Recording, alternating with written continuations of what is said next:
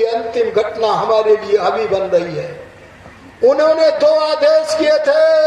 पहला आदेश, मैं जिस कमरे में बैठा हूं उस भवन के झरोकों को खोल दो, अरे दरवाजों को खोल दो, अरे खिड़कियों को खोल दो। लोगों को समझ में नहीं आया ये दरवाजे क्यों खुल रहे हैं, ये खिड़कियां क्यों खुल रही हैं, ये द्वार क्यों खुल रहे हैं। एक आदेश किया, पालन हो गया। और दूसरा आदेश किया, अब ए गुरुदत्त, ए मोहनलाल, तुम सारे के सारे यहाँ से पीछे खड़े हो जाओ। इन 2 आदेशों से पहले दयानंद योगी ने अपने शिष्यों से पूछा था, आज कौन सा दिन है? क्या पूछा आज? अरे बेटियों बातें ना करो, इस बेटी को ऐसे ही करो, बातें ना करो। और पूछा आज कौन सा दिन है? तो भक्त मोहनलाल बोले, आज गुरुजी कार्तिक मास की अमावस्या और मंगलवार का दिन है। अच्छा, आज दीपावली का दिन है, तुम दिए जलाओगे? चलो, मैं दयानंद रूपी सूर्य अस्त होता होता अपनी शक्ति का प्रक्षेप करके एक दीपक में भी जलाता चलूं, जो न जाने किस अभाग्य से भी भगवान को भी नहीं मानता, और उस जिसके अंदर अपनी शक्ति का प्रक्षेप किया। ध्यान देना, ऐसे गुरुदत्त आदि को पीछे खड़ा कर दिया। और पीछे इसलिए क्या कि अब पिक्चर देखो। अरे किस लिए किया? अरे बोलो किस लिए किया? बोले पिक्चर देखो। पिक्चर कैसी पिक्चर? दैवी पिक्चर। अरे दैवी दृश्य देखो अब। और वो पिक्चर मैं आपको 2-4 मिनट में दिखाना चाहता हूँ। गुरुदत्त के मन में आया, ये दयानंद के तो हम अंतरंग थे, अंतरंग माने भीतर के थे, खासम खास थे, हमें अपने से दूर क्यों कर दिया? ये मेरी बहनों समझ रहे हो कि नहीं समझ रहे हो? बोले हमें दूर क्यों कर दिया? आंख नहीं झपक रही, पलक नहीं झपक रही, एक टक हो करके दयानंद योगी को नास्तिक गुरुदत्त और अन्य आर्य देख रहे हैं। और उन्होंने देखा, रे दयानंद तो अपने मित्र की भाषा का उच्चारण करने लगा। बोलो दयानंद के मित्र कौन थे? अजी बोल दो महात्मा जी। दयानंद के परम मित्र थे परमात्मा, और परमात्मा की वाणी थी वेदवाणी। और जब वेदवाणी का मनोहर गान होने लगा, आहा, आज तो उन्होंने क्षौर कर्म भी किया था, शेविंग भी की थी, ये सिर के बाल भी मुंडाए थे। लोगों ने कहा था मत मुंडवाओ, इसमें से पीप निकलेगा, मवाद निकलेगा, शरीर के रोम रोम पर आपके फफोले निकले हुए हैं, मत निकलवाओ। पर दयानंद योगी जानते थे आज रथ में से रथी निकल जाएगा, और जब रथी निकल जाएगा तो अरथी बचेगी। अरथी को स्नान कराओगे, सजाओगे, अंत्येष्टि कर्म करोगे, इसकी तैयारी सेविंग करके मैं ही क्यों ना प्रारंभ कर दूं। आहा, जिसके शरीर में से फफोले जगह जगह फूटे हुए थे, ऐसे दयानंद योगी भगवान की वाणी का, वेद मंत्रों का मनोहर गान जब कर रहे हैं, तो उस समय गुरुदत्त निहार रहा है, चकित हो रहा है। कह रहा इसके चेहरे पर ये तेजस्विता कहां से आ गई? अरे इसके चेहरे पर ये भगवान की प्रसादी कहां से आ गई? चकित हो गया, सोचने लगा, मैं जिस सत्ता को आज तक मानता नहीं था वो सत्ता जरूर है। उसी ने तो इस अवस्था में जब दयानंद योगी के शरीर के एक एक स्थान पर फफोले पड़े हुए हैं, तब भी चेहरे पर प्रसादी दी है, वो सत्ता जरूर है। यह मन में अंतर्भान करके दयानंद जी को देखता है। वेद मंत्रों का पाठ हो गया, ये ब्रह्मचारिणियां कर रही थी ना, इनसे भी अत्यंत मनोहर भगवान में गदगद होकर के वेद मंत्रों का मनोहर पाठ हो गया।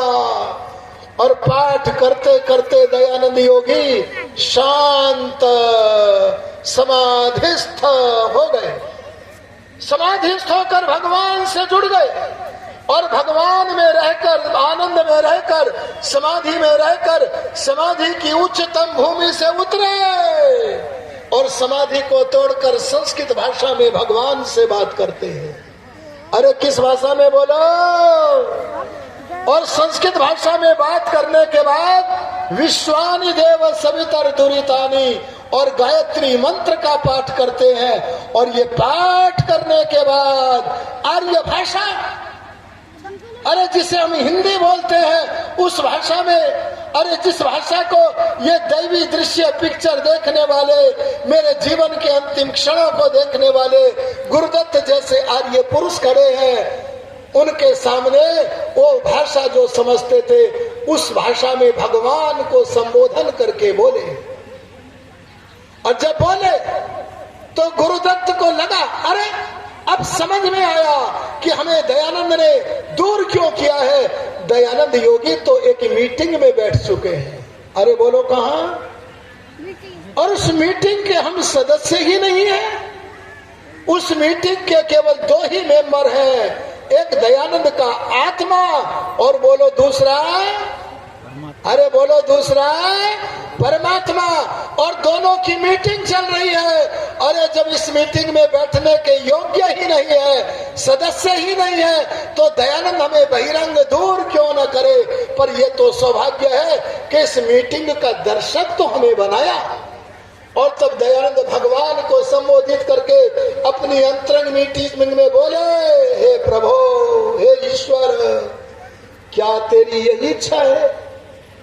अरे क्या कहा? बोलो, क्या तेरी यही इच्छा है? मानो इस प्रश्न के द्वारा दयानंद पूछना चाहते हैं, अभी तो तेरे वेद का भाष्य अधूरा पड़ा है, अभी तो त्रैतवाद का मंडन करके अद्वैतवाद आदि वाद विवादों का समाप्त करना रह गया है, अभी तो सत्यार्थ प्रकाश करना रह गया है। क्या ये सब काम छोड़ करके चले चलो? हे ईश्वर, क्या तेरी यही इच्छा है? आहा, तब अंतर्यामी ने कहा होगा दयानंद को, हे पुत्र, तू वो प्रश्न क्यों पूछता है जिसका उत्तर तेरे पास है? अगर तू इस प्रश्न के उत्तर को नहीं जानता तो बता, तूने आज सेविंग क्यों की? अगर नहीं जानता तो बता, पुत्र दयानंद, तूने झरोखे क्यों खुलवाए? तूने दरवाजे क्यों खुलवाए? अरे तू नहीं जानता तो बता कि तूने ये दैवी दृश्य पिक्चर, जीवन का अंतिम दृश्य मनोहर क्यों दिखा रहा है? ए दयानंद, तेरे को निमित्त बना के जो कराना था करा चुका, अब तेरे लिए मोक्ष के दरवाजे खुले हैं, तू मोक्ष की तरफ चल।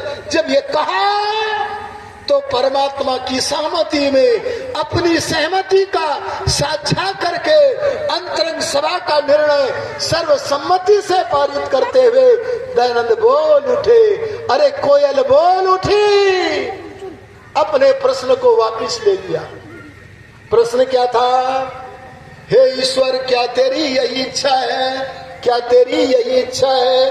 क्या तेरी यही इच्छा? इस सवाल को वापस ले लिया और परमात्मा की सहमति में साझा करके बोले, तेरी इच्छा पूर्ण हो, तेरी इच्छा पूर्ण हो, तेरी इच्छा पूर्ण हो। आहा, तूने अच्छी लीला की, तूने अच्छी लीला की, तूने अच्छी लीला की।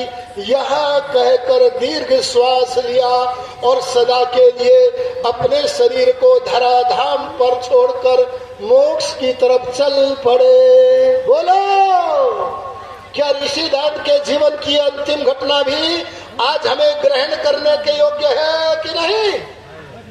अरे बोलो, है कि नहीं? इसलिए जैसे ऋषिदान के जीवन की एक एक चेष्टा दूसरों के लिए हुई थी, हम भी यज्ञ करते हुए अपने जीवन की एक एक चेष्टा ऐसा बनाए कि हमारी क्रियाओं को लोग देखें और देख करके धारण करें, तब हमारा जीवन यज्ञ में होगा।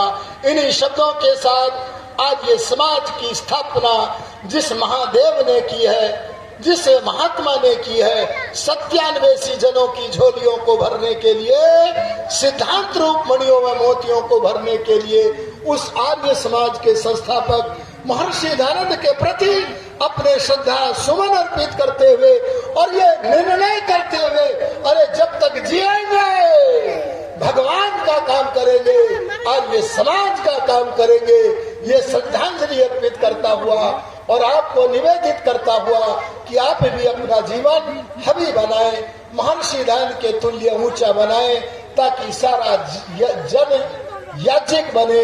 इन्हीं शब्दों में अपनी वाणी को कहते हुए अब मैं श्रद्धेय आचार्य योगेश भारद्वाज जी से कहूंगा, अब ये मंच आपका है, विचार आपके हैं, शब्द आपके हैं और समय आपका है।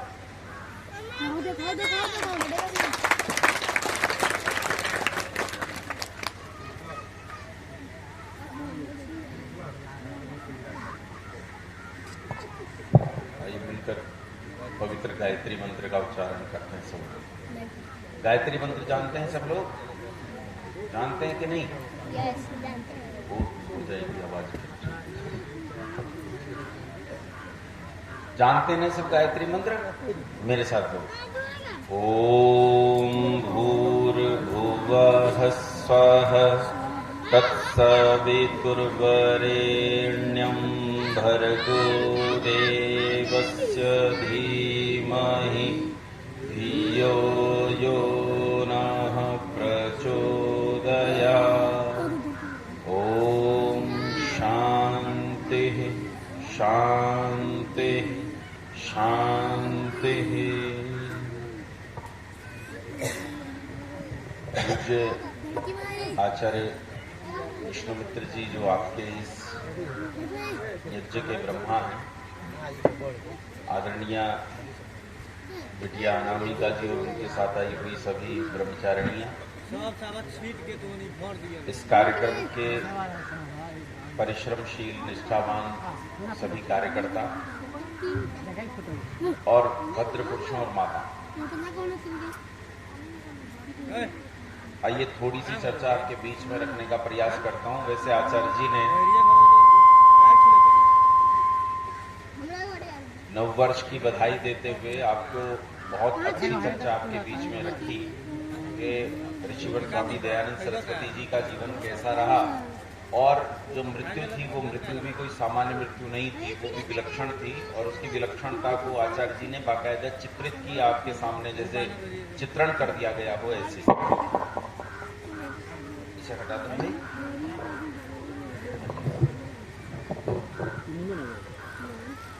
तो वो आपके सामने प्रस्तुत किया और उम्मीद करता हूं कि जैसे पंडित गुरुदत्त विद्यार्थी ने उससे प्रेरणा ली थी, आप लोग भी उससे प्रेरणा लें।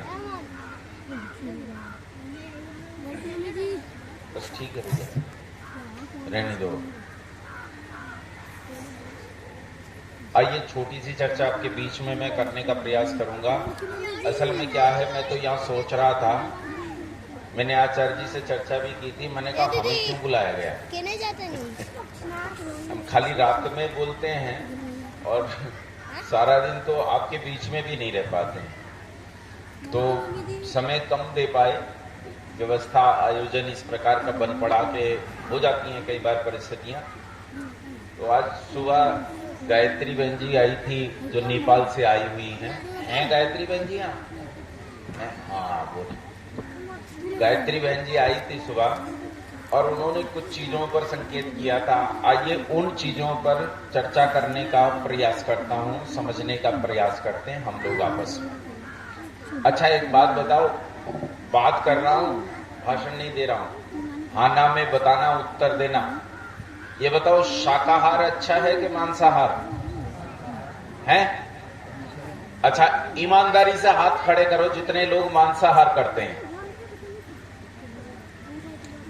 अभी कई ने हाथ रोक रखा है, हाथ तो उठना चाह रहे हैं लेकिन उठ नहीं रहा। बिहार और बंगाल में मांसाहार पूछने पे सबके हाथ ना खड़े हों, ये भी कमाल की बात है। हाथ नीचे कर। देखो जब हम शाकाहार मांसाहार की बात करते हैं कि शाकाहार खाना चाहिए या मांसाहार खाना चाहिए, अभी आचार्य जी आपको बता रहे थे कि जो दिया जाता है हवन में, जो कुछ देते हो उसका नाम हवि है। उसका नाम क्या है? हवि है। अच्छा मुझे एक बात बताओ, जब इसमें तुम लकड़ियां डालते हो, जिन्हें समिधाएं कहते हो, उन पर घी डालते हो, तो किसी भी पेड़ की लकड़ी समिधा हो जाती है या चुनिंदा पेड़ों की लकड़ी समिधा होती है? बोलो भाई, सब तो नहीं होती। कौन कौन से पेड़ होते हैं? आम, पीपल, बरगद, गूलर, चंदन, पलाश, ढाक, बेल, यही सब होते हैं ना। यही क्यों होते हैं? यही क्यों होते हैं? इन्हीं की क्या आवश्यकता है कि यही पेड़, यही समिधाएं हवी बन सकती हैं, कुछ और हवी नहीं बन सकता। यही समिधाएं बन सकती हैं, कुछ और। नीम क्यों समिधा नहीं हो सकता? यूकेलिप्टिस और पॉपुलर क्यों समिधा नहीं हो सकता? ये क्यों नहीं हो सकते? ये विचारणीय विषय है कि ऐसा क्यों है। जो तुम्हारे सामने यज्ञ आचार्य जी ने करवाया, असल में खाली यज्ञ नहीं कराया। ये यहां बहुत बड़ी केमिस्ट्री आचार्य जी ने आपके बीच में चलाई है। और थोड़ी सी केमिस्ट्री पढ़ाने का प्रयास करता हूं। मैं पहले केमिस्ट्री पढ़ाता था, रसायन विज्ञान समझाता था, और आज थोड़ा सा रसायन विज्ञान आपको समझाने का प्रयास करता हूं। अच्छा, सब्जी जब दुकान से खरीद कर लाते हो तो किसमें लाते हो? पन्नी में। पन्नी बोलते हैं, पॉलीथीन बोलते हैं तुम्हारे यहाँ? पन्नी बोलते हैं। तो पॉलीथीन है, पॉलीथीन या पन्नी, उसमें सब्जी लेकर आते हो।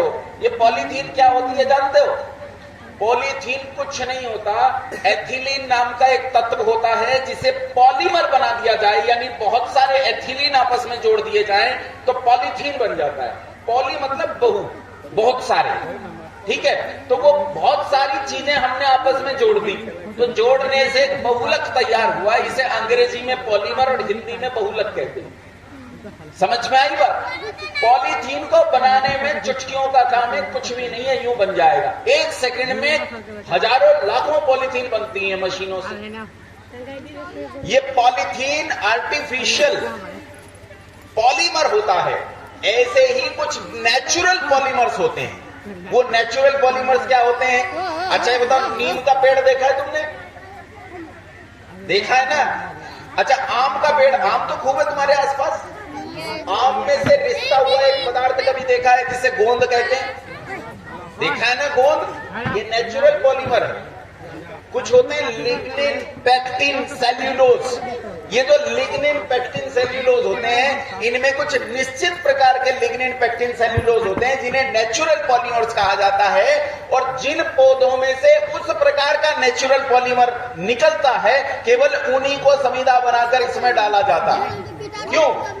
क्योंकि उन समिधाओं पर जब आप घी डालते हो, फैटी एसिड डालते हो, तो वहां एक रिएक्शन घटीभूत होती है, वहां एक रिएक्शन घटती है। और वो रिएक्शन क्या है? उस रिएक्शन में ऑक्सीडेशन होता है और एक गैस निकलती है, जिस गैस का नाम है फॉर्मल्डिहाइड। क्या नाम है गैस का? फॉर्मल्डिहाइड। यही फॉर्मल्डिहाइड जब डाइल्यूट की जाती है तो फॉर्मेलिन कहलाती है। और फॉर्मल्डिहाइड जब गैस बनकर हवा में उठती है तो हवा में उपस्थित नमी के साथ संयोग करके ये एक और गैस बनाती है जिसका नाम है नियोसेंट ऑक्सीजन, नवजात ऑक्सीजन।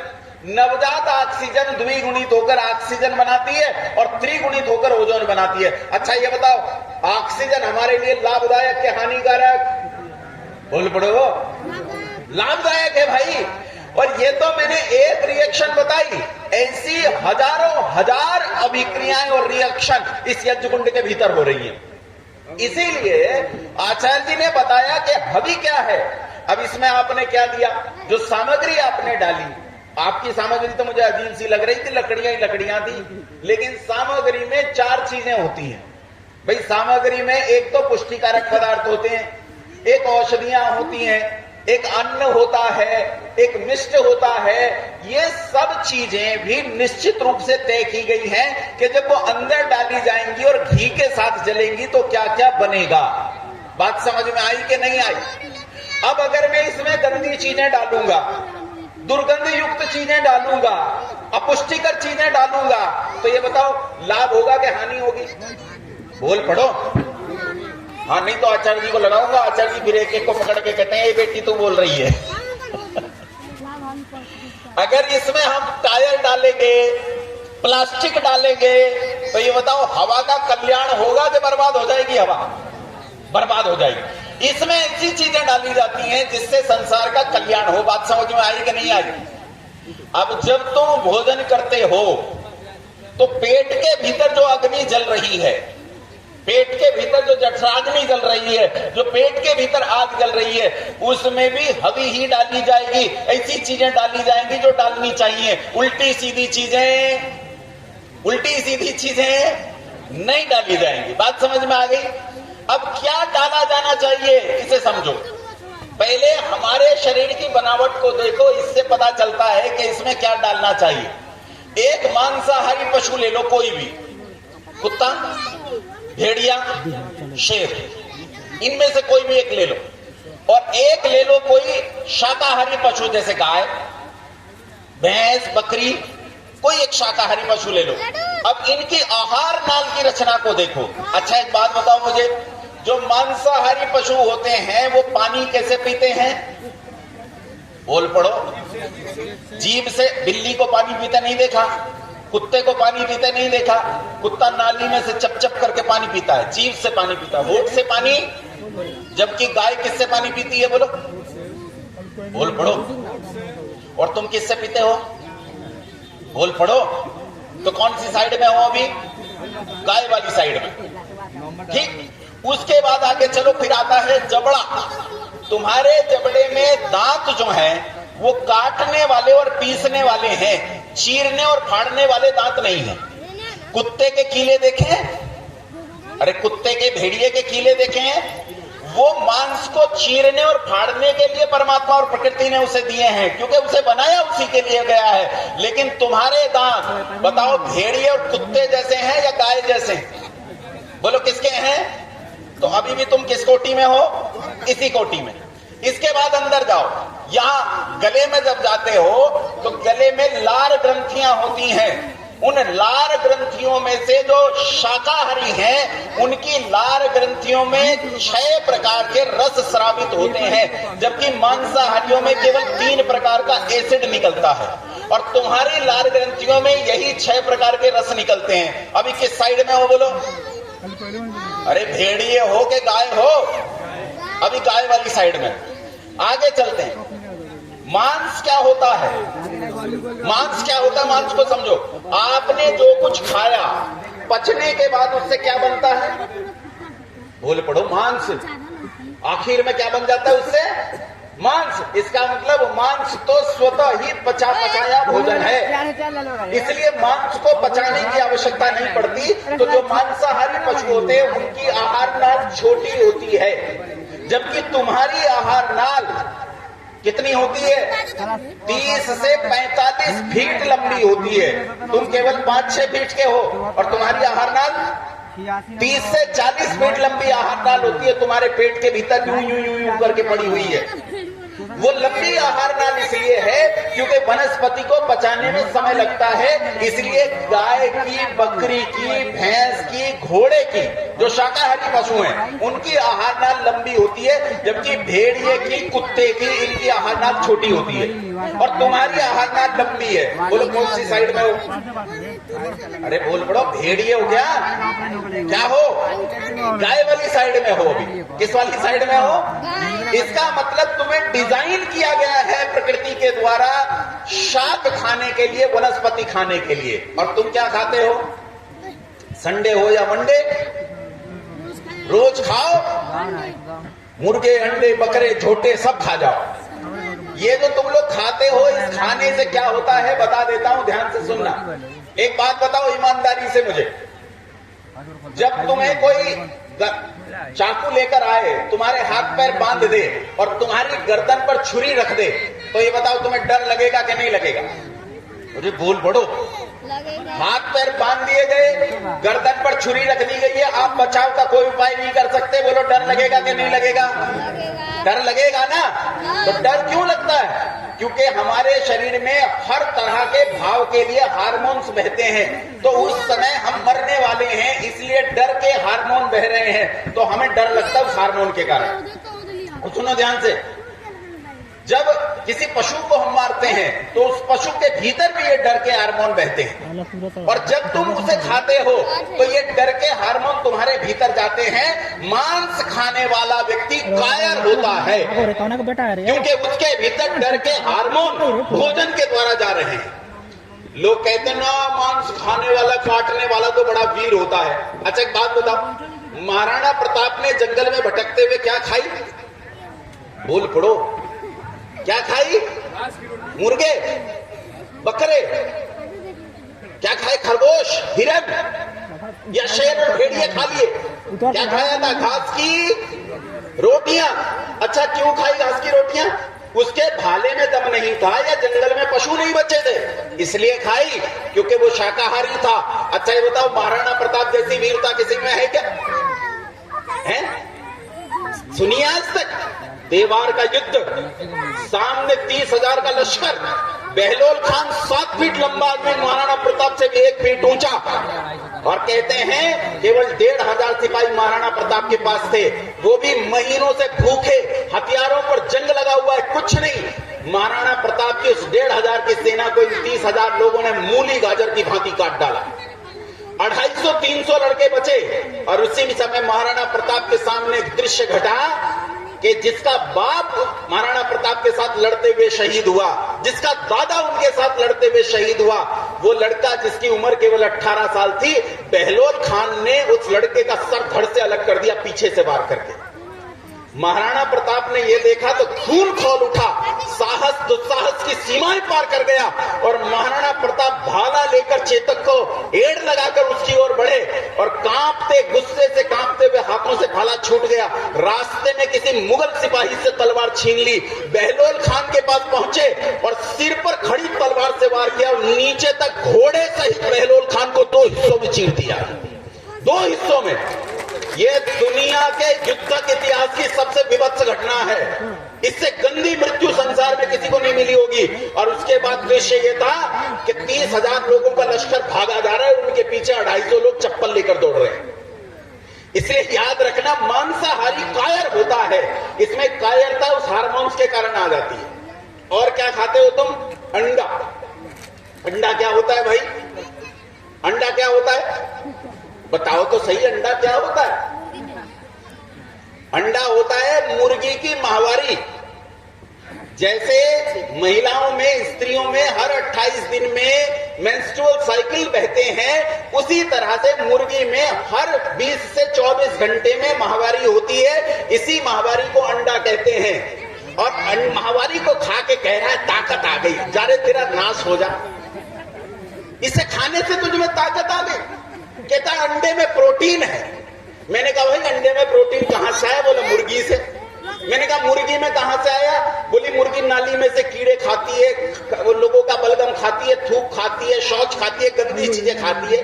तो मैंने कहा सीधा प्रोटीन पे लग गया, फिर मुर्गी को भी हटा दे बीच में से, और अंडे को सीधा प्रोटीन खा, इसी से ताकत आनी है। फिर क्या कहते हैं? कहते हैं देखो जी, तुम ये बताओ प्रोटीन का सोर्स क्या है? हमने कहा दाल खा, चना खा या सोयाबीन खा, इन सब में प्रोटीन है, अंडे से ज्यादा प्रोटीन है। तो कहता है ठीक है, मैं इन्हें भी खाऊंगा और अंडा भी खाऊंगा। मैंने कहा वो क्यों? बोला जहां से प्रोटीन मिलेगा मैं जरूर खाऊंगा। मैंने कहा अपनी बात पर टिके रहना, छोड़ना मत। बोला टिका रहूंगा, जहां से प्रोटीन मिलेगा वहीं से खाऊंगा। मैंने कहा सुबह जब शौचालय में जाता है ना, सुबह सुबह उठकर, तो जो करके आता है उसमें 8 से 9% प्रोटीन होता है, मेडिकल साइंस कहती है खा। तो कहता है ये खाने की चीज नहीं है। तो मैंने कहा मैं भी तो यही कह रहा हूं कि अंडा खाने की चीज नहीं है। और बंधुओं, जो अंडे का विश्लेषण मैंने आपके सामने किया, कई लोगों को बुरा लगा होगा, कहीं को उल्टी भी आई होगी, कर तो इससे भी गंदा सकता हूं, लेकिन वो अच्छी बात नहीं है। ये जबर बैठे हैं, मांस इससे भी परले सिरे की चीज होती है।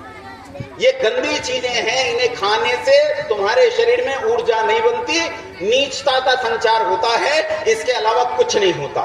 इसलिए स्वयं को ऊंचा उठाने का प्रयास करो। प्रयास करो कि हम अंत्यज से शूद्र, शूद्र से वैश्य, वैश्य से क्षत्रिय, क्षत्रिय से ब्राह्मण बन सके। आर्य समाज तुम्हें ये अधिकार देता है कि तुम स्वयं ब्राह्मण बन सकते हो।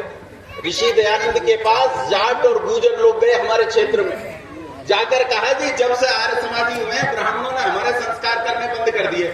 ऋषि दयानंद ने कहा बैठ जाए, नहीं तुझे ब्राह्मण बना दूंगा। उन्होंने जाटों को, चमारों को, गुर्जरों को, वाल्मीकियों को, सबको ब्राह्मण बना डाला।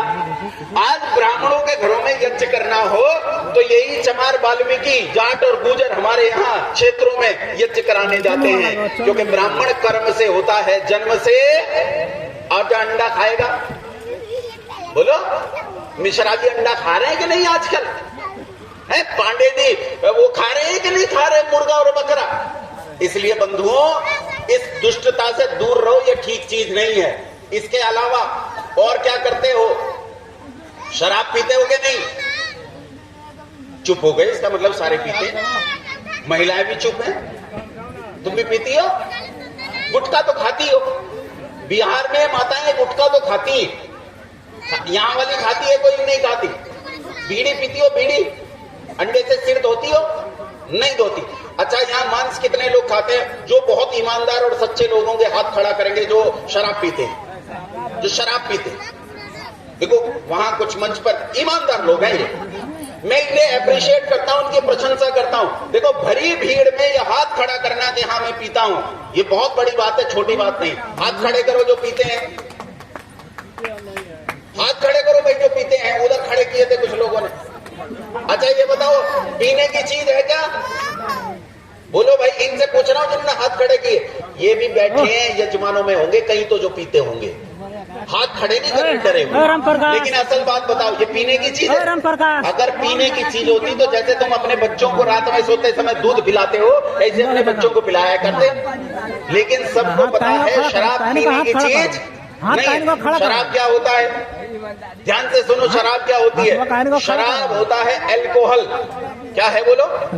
और अल्कोहल होता है शुद्ध ऊर्जा। जैसे ही अल्कोहल खाते हो, जैसे ही तुम ग्लूकोज खाते हो तो ऊर्जा मिलती है, वैसे ही अल्कोहल पीने पर भी ऊर्जा मिलती है। लेकिन अल्कोहल 3 प्रकार के होते हैं, प्राइमरी, सेकेंडरी और टर्शियरी। सारी केमिस्ट्री पढ़ा दी आज तुम्हें मैंने। प्राइमरी, सेकेंडरी और टर्शियरी चेन के आधार पर ये अलग अलग प्रकार के हो जाते हैं। लेकिन इतना समझो, इसमें प्राइमरी लेवल के जितने अल्कोहल हैं वो सब जहर हैं। जैसे मेथिल अल्कोहल CH3OH, ये मेथिल अल्कोहल है, ये जहर है। इसीलिए जब गांव में भट्टी पर कच्ची दारू खींची जाती है तो उसमें से मेथिल अल्कोहल को वो लोग निकाल नहीं पाते, तो अगले दिन अखबार में खबर छपती है कि देशी दारू पीने से 40 मरे, क्योंकि उसमें मेथिल अल्कोहल रह गया। इसके बाद आता है सेकेंडरी, जिसमें एथिल अल्कोहल होता है। एथिल अल्कोहल ही शराब है। अब एथिल अल्कोहल क्या करता है? जैसे ही तुम्हारे शरीर में जाता है तो तुम्हारे शरीर में संचित सारी ऊर्जा को एक साथ ब्लास्ट कर देता है और वो अनियंत्रित तरीके से तुम्हें मिलती है। इसीलिए शराबी क्या करता है? शराबी शराब पीकर कहता है ये दीवार तोड़ दूंगा, वो दीवार तोड़ दूंगा, छत उखाड़ कर फेंक दूंगा, एक एक नहीं 4-4 इकट्ठे आ जाओ। लेकिन ये ऊर्जा तो 5 मिनट में खर्च हो जाती है। उसके बाद वो नाली में पड़ा होता है और कुत्ते उसके मुंह पर शुशु कर रहे होते हैं और उस बेचारे को इतनी भी हिम्मत नहीं होती कि उन्हें हटा सके। शराब पीने वाला आदमी एक सामाजिक बुराई है, चलता फिरता बुराई का सामाजिक कारखाना है। जो शराब पीता है वो हर बुरा काम करने के लिए उद्यत हो जाता है। कुछ लोग कहते हैं मैं तो लिमिट में पीता हूँ। व्यसन उसी का नाम होता है जो कभी लिमिट में रहने वाला नहीं होता, ये हमेशा बढ़ता चला जाता है। पढ़ाई का व्यसन पालो, शौच का व्यसन पालो, अच्छी चीजों के व्यसन पालो, शराब का व्यसन पालने लायक नहीं होता। और ठीक ऐसा ही होता है तंबाकू। तंबाकू भी शरीर के भीतर जाकर तुम्हारी नर्व सेल्स को जला देता है, तंत्रिका कोशिकाओं को जला देता है। तंबाकू पीने से तुम्हें अपनी त्वचा में महसूस होना बंद हो जाएगा, धीरे धीरे महसूसियत बंद हो जाएगी। जो लोग तंबाकू लंबे समय से खा रहे हैं, गुटखा खाते हैं, वो उन स्थानों पर अपने हाथ लगाकर देखना और दूसरे शरीरों पर हाथ लगाकर देखना। जब अन्य स्थान पर हाथ लगाओगे तो वहां संवेदना अधिक है और जहां तंबाकू दबा कर रखा है वहां संवेदना कम है, क्योंकि उसने तंत्रिका कोशिका को जला डाला है। शरीर में जहां जहां तंबाकू का प्रभाव होगा वहां वहां ये तुम्हारे शरीर को जला देगा। इसलिए आज के बाद अपने घरों में ना तो मांस पकाओगे ना अंडा। अच्छा, अंडा कितने खाते हैं? अंडा हाथ खड़े करो, अंडे वाले ज्यादा होंगे, हाथ खड़े करो। अरे लड़कियों खड़े करो हाथ, सारी अंडा खाती है। आमलेट है, लेट लेट के अंडा, डर के हमारे हाथ नहीं खड़े कर रहे हैं। 90% अंडा खाते हैं। अंडा खाते हो कि नहीं खाते? अच्छा चलो कोई बात नहीं, लज्जा के कारण हाथ नहीं खड़ा कर रहे, लेकिन संकल्प लो आज के बाद मुर्गी की माहवारी नहीं पियोगे। अंडा आज के बाद मुर्गी की माहवारी नहीं पियोगे। और अगर तुम ये सोचकर खाते हो कि अंडे में प्रोटीन है, तो सुबह वाला भी खाना जो तुम निकालते हो, क्योंकि उसमें भी प्रोटीन है। इसलिए आज के बाद अंडा, मेरे साथ साथ बोलो, यज्ञ पर बैठे हो, यज्ञ पर बैठे हो, भभूत ले लूंगा, डराने कोई नहीं। अगर मेरे सामने झूठ बोलोगे तो भस्म कर देंगे फिर। मेरे साथ बोलो, सब लोग बोलेंगे, पीछे तक आवाज आनी चाहिए। बोलो आज के बाद, बोलो बोलो मैं संकल्प लेता हूं। बोलो मैं, अरे मैं ले रहा हूं, ये तो ले ही नहीं दे सकता। बोलो मैं संकल्प लेता हूं, संकल्प लेती हूं कि आज के बाद अंडा, मांस, शराब छूऊंगा भी नहीं, अपने घर में प्रवेश नहीं करने दूंगा, घर के सदस्यों को भी खाने पीने नहीं दूंगा। ये गंदगी, जैसे इसमें गंदगी डालने से वातावरण अशुद्ध होता है, वैसे ये गंदगी अपने भीतर डालने से सारा समाज नष्ट होता है। ये अच्छी चीजें नहीं। उम्मीद करता हूं बात समझ में आई होगी और आप लोगों ने संकल्प भी जरूर लिया होगा। पता नहीं है मुझे लिया है कि नहीं लिया है, लेकिन लिया होगा, ऐसी उम्मीद के साथ मैं अपनी वाणी को विराम देता हूं। आचार्य जी।